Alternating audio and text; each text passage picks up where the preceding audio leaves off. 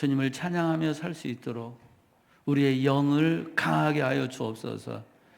세상에 흔들리지 않게 하여 주옵소서. 주님이 말씀하시기를 오직 나의 의인은 믿음으로 말미암아 살리라 하셨습니다. 주여, 믿음으로 살게 하여 주옵소서. 하나님을 믿고 하나님의 말씀을 믿는 믿음으로 살다가 하나님 앞에 갈 수 있도록 은혜를 베풀어 주옵소서.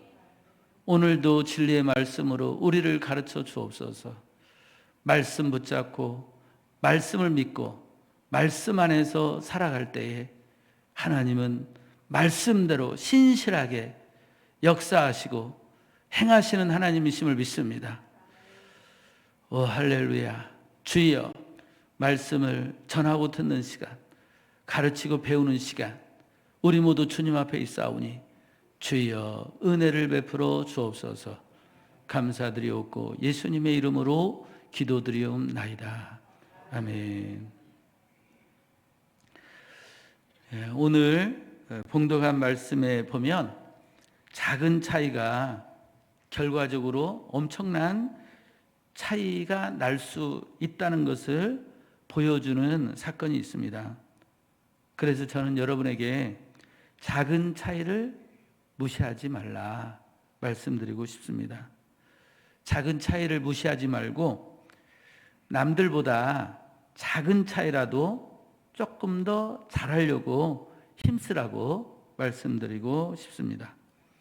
그럼 오늘 봉독한 말씀 속으로 들어가 보겠습니다. 오늘 봉독한 말씀에 보면 안디옥이라고 하는 도시, 부천시처럼 안디옥이라는 도시가 있는데 그 안디옥이라는 도시는 예수님을 믿는 사람이 없는 그런 도시였는데 그 도시에 와서 전도하는 사람이 생겼어요. 그 안디옥에서 전도한 사람들의 이야기가 오늘 읽은 말씀에 나오는데요. 이 사람들은 어떤 사람들이냐 하면은 예루살렘 교회 성도들이에요. 예루살렘 교회 성도들인데 예루살렘 교회 성도들이니까 예루살렘이라는 도시에 살고 있는 사람들이죠. 그런데 이들이 안디옥이라는 도시에 와서 전도를 하게 된 거예요. 이제 그 이유가 뭐냐 하면 이 예루살렘 교회에 큰 핍박이 오게 된 것입니다. 그 예수님을 십자가에 못 박아 죽이는 데에 앞장섰던 그 일을 주동했던 그 유대교 종교 지도자들이 예수님을 죽이고 나면 예수님을 믿고 따르던 사람들이 사라질 줄 알았는데 사라지지 않고 오히려 모여가지고 더 예배드리고 기도하고 그러면서 이 예루살렘에 예수님을 믿는 사람들이 많아진 거예요. 막 수천 명씩. 막 이런 그 일들이 일어나게 되니까 이대로 놔두면 안 되겠다 싶어가지고 이제 예루살렘 교회를 핍박하게 된 것입니다. 예배를 드리지 못하도록 막고 방해하고 그럼에도 불구하고 예배 드리는 사람들은 옥에 가두고 이제 또 예배를 드리지 못하도록 강요하고 이러한 일들을 이 유대교 종교 지도자들이 하게 된 것입니다. 이제 그런 그 핍박이 왔을 때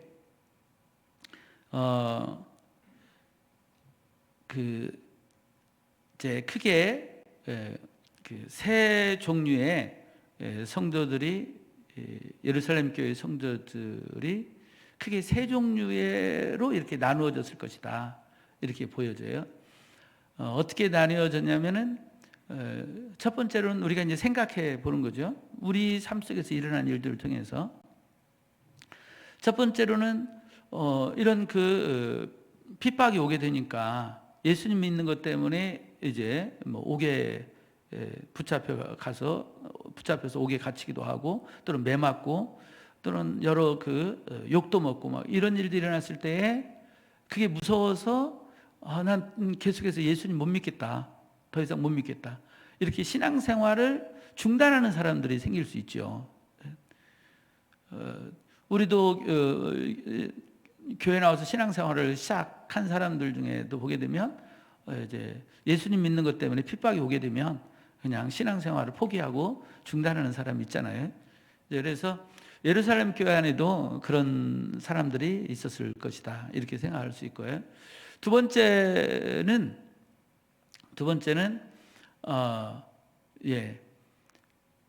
이제 공식적으로 모이면 당장에 이제 붙잡혀 가게 되고 또 옥에 갇히고 이런 일들이 일어날 수 있으니까 그렇다고 해서 신앙생활을 포기해야 할 수는 없고, 그럼 어떻게 합니까? 이제 숨어서 몰래 예배드리는 거죠. 신앙을 지키면서 공개적으로 예배드릴 수 없는 상황이 되니까 몰래 숨어서 예배드리는 사람들이 또 생겼을 거예요. 그리고 이제 또 한 종류의 사람들은 그 상황에서 바로 이제 예루살렘에 이렇게 숨어서 예배드리는 그 예배에 참여할 수도 있겠지만 조금 더 자유롭게 예배드리기 위해서 핍박이 없는 곳, 그곳으로 이제 피난 가는 거죠. 그곳으로 이제 피난 가가지고 신앙의 자유를 지키기 위해서 마음껏 신앙생활을 하기 위해서 핍박이 없는 곳으로 이제 가는 거죠. 이사 가는 거죠. 마치 종교 개혁 후에 그 핍박이 왔을 때에 그 네덜란드의 그 신앙인들과 영국이야 이런 그 그리스도인들이 그 핍박을 피해 가지고 미국으로 이렇게 옮겨가 가지고 그곳에서 새롭게 신앙생활을 하게 됐잖아요. 그러면서 이제 미국이라는 나라가 세워지게 됐는데, 이렇게 예루살렘 교회에 핍박이 왔을 때 신앙의 자유를 지키기 위해서 또 그 핍박을 피해서 이렇게 멀리 다른 곳으로 옮겨가는 사람들이 있을 수 있는데, 바로 이 안디옥이라는 도시에 와서 이렇게 전도한 사람들이 바로 그 세 번째 사람인 것입니다. 본인들의 신앙을 지키기 위해서 뭐 예루살렘 교회 안에서도 예루살렘에서도 이제 몰래 숨어서 예배드릴 수 있고 신앙을 계속 지킬 수 있지만, 나는 아예 이 핍박이 없는 곳에 가가지고 전도도 하면서 신앙생활을 하겠다, 이렇게 결단하고 집을 떠난 사람들이죠. 이런 그 세 종류의 이런 반응을 그 예루살렘 교회 성도들이 보였을 텐데, 두 번째 또 세 번째, 이분들은 신앙을 계속 지키는 거니까 어떤 모양이든지 하나님께서 은혜를 베풀어 주셨을 거예요. 함께 하시고. 이제 첫 번째 말한 신앙생활을 포기하고 중단하는 그런 일들이 일어날 수 있는데, 우리 기쁨의 교회 식구들은 어떠한 핍박이 오더라도 어떠한 고난이 와도 신앙생활을 포기하거나 중단하는 일은 있어서는 안 되겠다. 히브리서 10장 38절 39절에 보게 되면 이런 말씀이 있습니다. 우리 함께 읽겠습니다. 시작. 나의 의인은 믿음으로 말미암아 살리라. 또한 뒤로 물러가면 내 마음이 그를 기뻐하지 아니하리라 하셨느니라. 우리는 뒤로 물러가 멸망할 자가 아니요 오직 영혼을 구원함에 이르는 믿음을 가진 자니라. 아멘. 네. 우리 기쁨의 교회 식구들은 뒤로 물러나는 자는 한 사람도 없게 되기를 예수님의 이름으로 축복합니다. 뒤로 물러나가면은 멸망하는 거예요. 뒤로 물러났다가 기회가 되면 다시 신앙생활을 해야지. 하나님의 은혜로 기회를 주시면 감사한 거죠. 그러나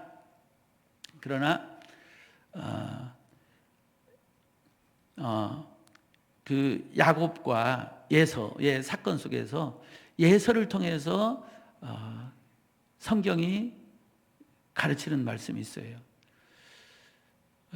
이 장자의 축복에 대해서 그거 없어도 돼 나는 이렇게 하면서 이 에서가 팥죽 한 그릇에 그 야곱에게 팔았죠. 나중에 이 장자의 축복의 중요성을 알고 이 장자의 축복을 받으려고 했지만 회개할 기회는 이미 지나가 버렸어요. 회개할 기회를 얻지 못했다고 했습니다. 이처럼 우리의 신앙생활을 하던 중에 고난이나 핍박이 왔을 때 그럼 잠깐 뒤로 물러가자. 우리의 생각은 그렇게 될 수 있지만 성경은 그렇게 뒤로 물러났을 때에 회개할 기회를 얻지 못하는 경우가 있다. 그 일을 통해서 하나님은 우리가 교훈을 얻기를 원하십니다. 그래서 어떠한 경우가 있어도 하나님을 버리거나 우리의 신앙생활을 포기하거나 중단하는 일은 있으면 안 된다. 핍박을 피해서 숨어서 예배드리는 경우가 있다 할지라도 우리는 하나님께 예배드리는 것을 중단할 수가 없는 것입니다. 할렐루야. 예. 지금 이러한 상황이 생겼을 때 집에서 예배드리는 경우가 있다 할지라도 예배를 포기하고 신앙생활을 포기하고 중단하는 일이 있으면 안 된다 하는 것입니다. 할렐루야.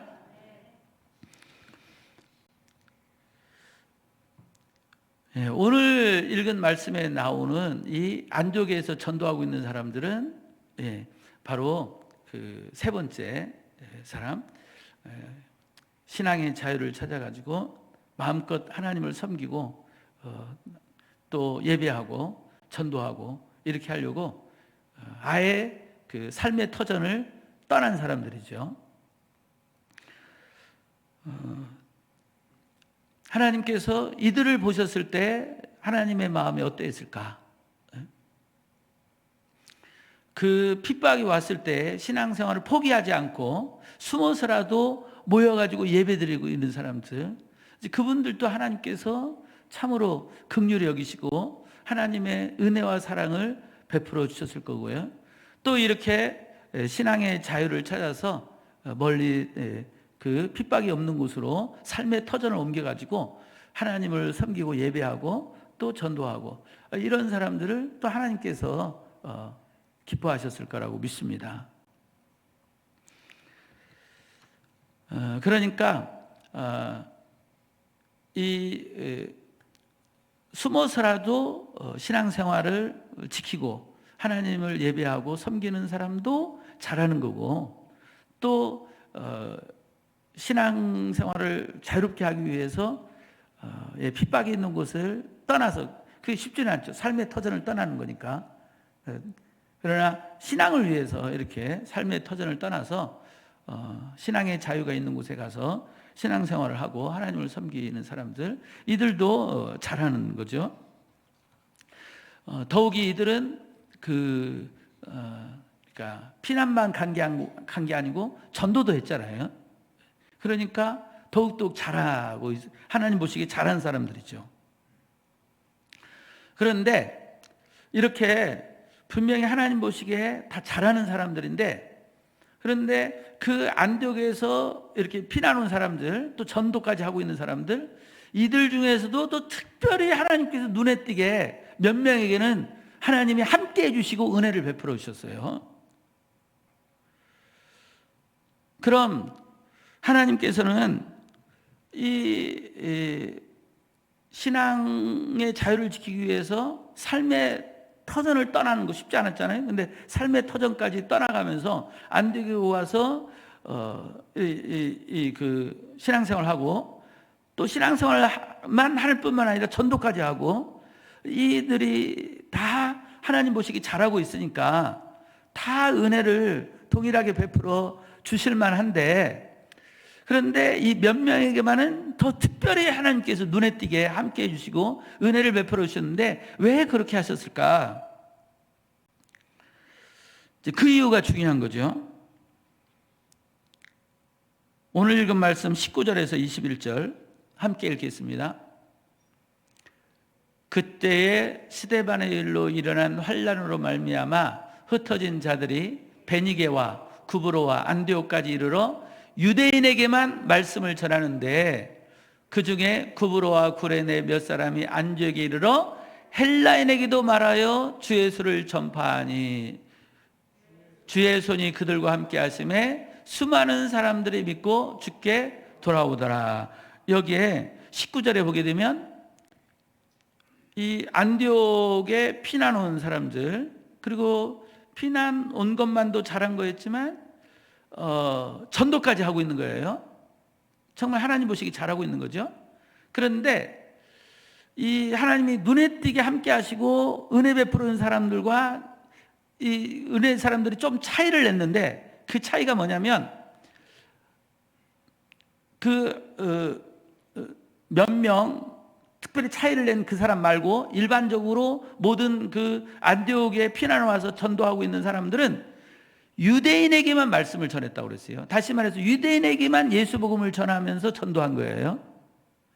그런데 20절에 보게 되면 이 하나님이 특별히 함께 하시고 은혜를 베풀어 주니 몇몇 사람들은 유대인에게도 예수 복음을 전하고 전도했을 뿐만 아니라 누구에게까지 전도를 했느냐? 헬라인에게도 예수 복음을 전하면서 전도했다는 거예요.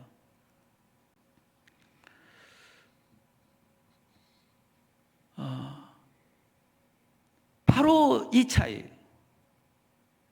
차이가 바로 이 몇몇 사람들이 하나님의 은혜를 더 많이 받게 되는 그런 계기가 됐다는 것입니다. 여기에 이 헬라인에게도 예수 복음을 전하고 전도한 사람들이 전도하는 시간을 더 많이 가졌다, 또 전도하면서 희생을 더 많이 했다, 이런 말씀들 없어요. 전도하면서 희생을 더 많이 했다거나, 또 유대인에게만 전도하는 사람보다 전도하는 시간을 더 많이 했다든가, 이런 거 없어요. 결국 다른 말로 말하면 그 유대인에게만 전도한 사람이나 헬라인에게도 전도한 사람이나 전도하는 그 분량이나 또 희생이나 전도를 위해서 희생하는 거나 이런 분량이나 섬김 수고들은 이제 거기서 따로 이렇게 차이를 둘 수가 없었다는 거죠. 그런데 차이 나는 게 하나가 있었는데, 그게 바로 많은 사람들은 유대인에게만 전도를 하고 있는데 이 몇몇 사람들은 헬라인에게도 전도를 하더라. 요 차이입니다. 요 차이. 작은 차이죠. 그런데 그 작은 차이 때문에 예수님께서는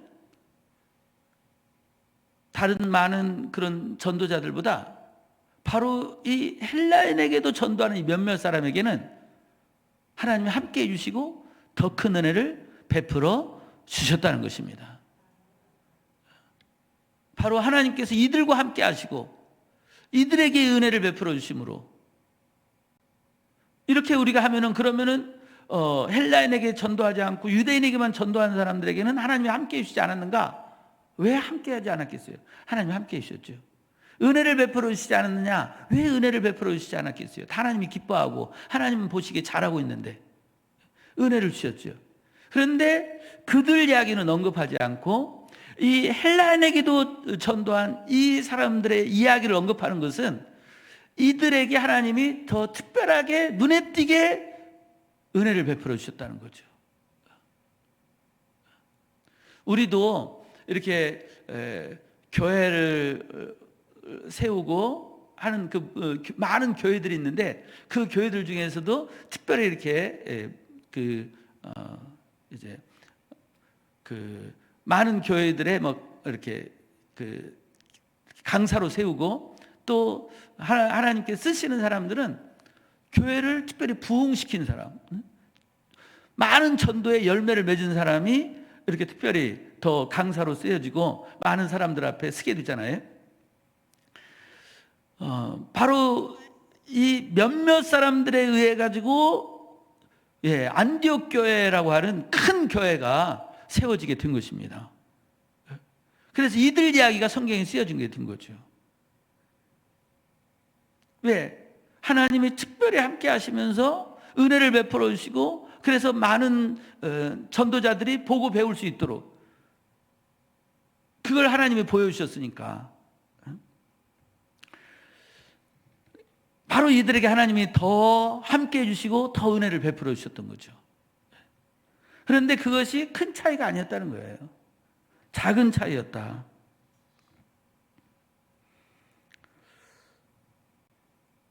그래서 저는 우리 성도 여러분들이 안디옥 교회 이야기를 들으면 작은 차이를 만들어냄으로써 하나님께 복받은 사람들, 이렇게 딱 생각을 할 정도로 이 시간 여러분들이 오늘 말씀을 깊이 마음속에 새기면 좋겠다, 이렇게 말씀을 드립니다.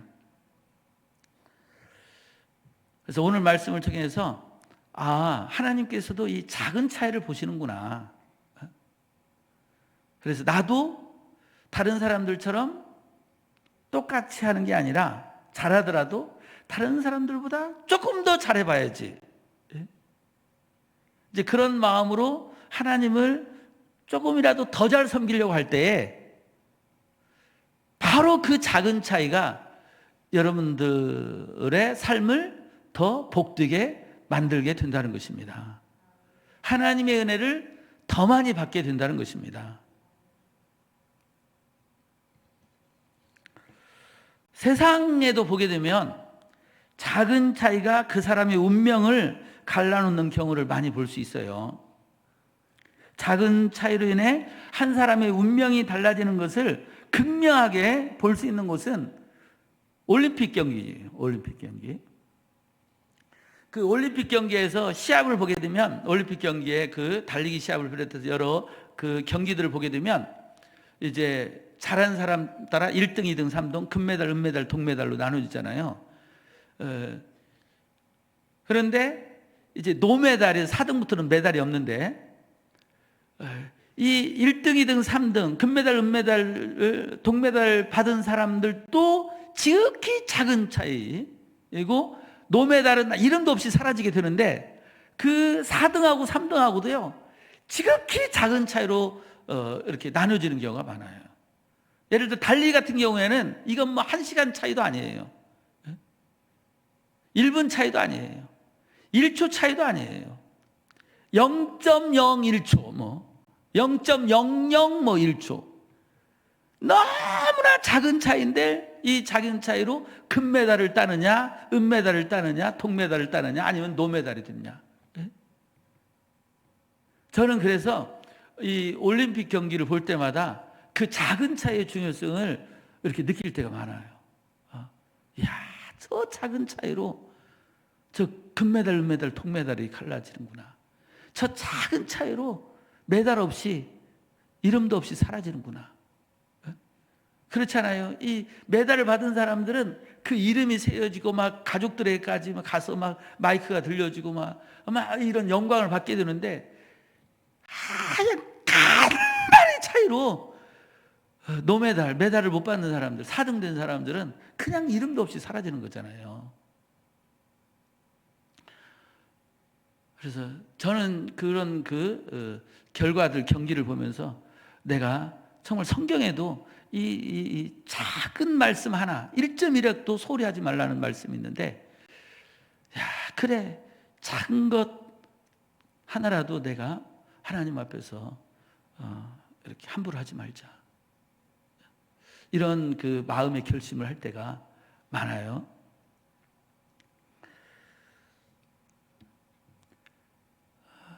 우리의 신앙생활에서도 작은 차이가 우리의 신앙생활의 성패를 좌우하는 경우가 많이 있습니다. 예를 들어 가인의 예배와 아벨의 예배를 생각해 보세요. 가인의 예배, 아벨의 예배, 다시 말해 가인의 제사, 아벨의 제사. 우리가 생각할 때는 좀 가인이 억울할 만하다 하고 이렇게 느껴지잖아요. 왜요? 가인은 농사 짓는 사람이고, 그래서 자기의 농산물을 가지고 제사 드리는 것 당연하고, 또 나중에 이제 하나님께서 명한 제사를 보게 되면 농산물 제사도 분명히 있거든요. 그러니까 카인이 농사 짓는 사람으로서 자기가 수확한 농산물을 가지고 하나님께 제사를 드린 거, 그게 뭐가 문제가 있어요? 또 아벨은 양을 치는 사람이니까 양으로 제사를 드린 거고, 당연히 자기의 삶 속에서 제사를 드렸는데 하나님이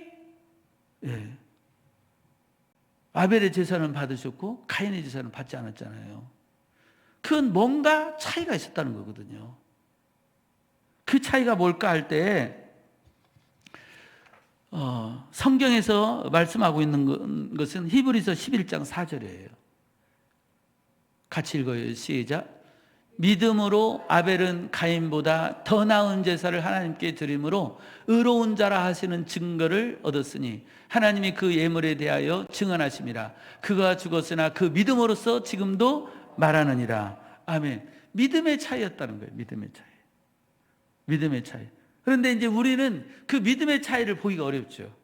다만 하나님께서 이제 그 믿음의 차이를 본 거죠. 믿음의 차이를. 그러니까 믿음으로 아벨은 더 나은 제사를 가인보다 드렸다. 하나님께서 그 믿음의 차이를 보신 거예요. 그런데 이제 어떤 결과가 났을 때 그 결과에 이제 우리가 승복하는 경우가 있잖아요. 그래, 승복합니다. 그런데 어떤 때는 승복이 안 될 때가 있잖아요. 그래서 억울해질 때가 있잖아요. 그럴 때는 뭐가 납니까? 화가 나잖아요. 그래서 저는 가인이 본인의 자기가 드린 제사를 하나님께서 받지 않고 아벨의 제사만 받고, 이거에 대해서 가인이 화를 내잖아요. 왜 화를 낼까? 이제 그 이유를 우리가 명확하게 알 수는 없어요. 다만 이제 하나님께서 가인에게 네가 선을 행하면 어찌 낯을 들지 못하겠느냐 하면서 이렇게 말씀을 하셨는데, 그리고 이제 여기 히브리서 11장에 가게 되면 이제 그 하나님께서 그 제사의 차이를 둔 게 믿음의 차이였다 한 건데, 그냥 생각해 보는 거예요. 생각해 보는 거예요. 그래서 이건 그냥 저의 생각. 그래서 여러분들 나름대로 또 생각을 해보시면 될 것 같고요. 이 가인이 하나님의 이 평가에 대해서 수긍을 못했을 수도 있다. 억울합니다, 하나님. 도대체 아벨의 믿음이 얼마나 대단했다고, 나하고 차이 나는 게 얼마나 많이 차이 난다고, 혹시 이러질 않았을까? 무슨 말씀을 드리려고 하는 거냐면, 이 가인의 믿음과 아벨의 믿음에 큰 차이가 없었을 수도 있다. 이제 오늘 말씀에 한번 초점을 맞춘 거예요. 이제 답은 모르는 거고. 왜냐하면 전도하는 거 다 하나님 기뻐하는 거잖아요. 그런데 하나님께서 헬라인에게도 전도하는 사람에게 더 은혜를 베풀어 주셨거든. 그들과 함께 하시고, 그러면서 거기에서 많은 전도의 열매가 나타나게 하시고, 그래서 안디옥 교회라고 하는 정말 큰 대형 교회가 거기서 나오도록 그렇게 하나님께서 만드시면서 세계 열방에 선교하는 교회로 하나님이 세우신 것입니다. 작은 차이였어요. 그 작은 차이에 충실함으로써 복받은 사람이 사도 바울이에요. 사도 바울. 그 사도 바울이 하나님을 섬길 때에 다른 사도들보다 어쨌든 차이를 내려고 하는 거예요. 열심도 좀 더 열심을 내고, 헌신도 좀 더 헌신하고, 차이를 내는 것입니다. 그 차이를 보고 하나님은 다른 사도들보다 사도 바울을 더 사랑하시고 더 귀히 여기시고 더 하나님의 일에 사용하신 것입니다. 예를 들어서 그 중에 하나가 뭐냐면 고린도전서 7장 38절,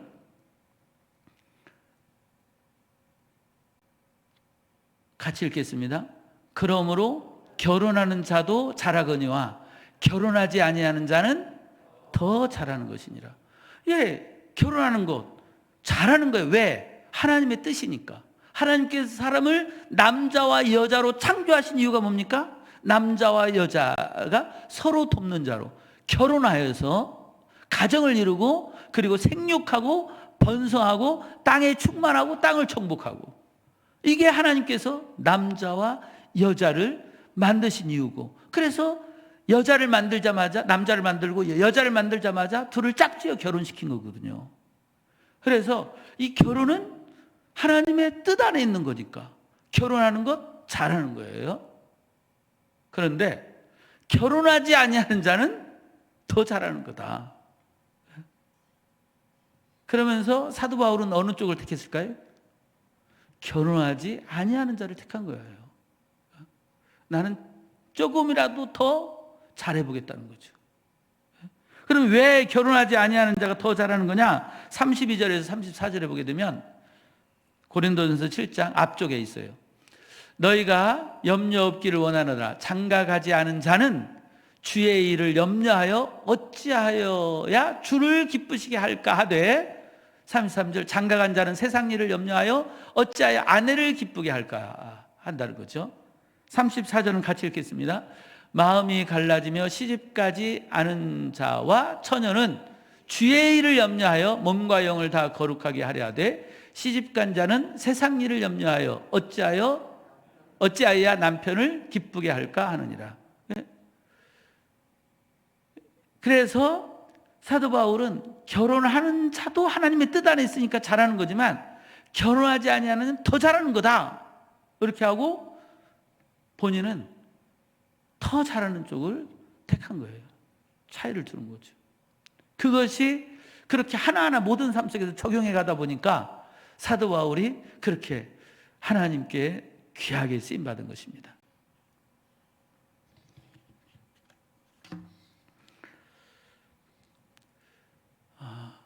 저는 우리 기쁨의 교회 우리 모든 성도님들이 하나님을 섬길 때에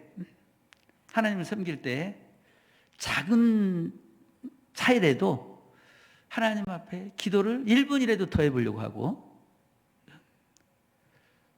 또 하나님을 섬기더라도 청소라도 빗자루를 한 번 더 하려고 하고, 이렇게 찬송을 하더라도 더 하나님이 나를 주목해 볼 수 있도록, 이왕이면 같이 다 찬양을 하더라도 제가 조금 더 열심히 하네? 우리도 보는 거잖아요.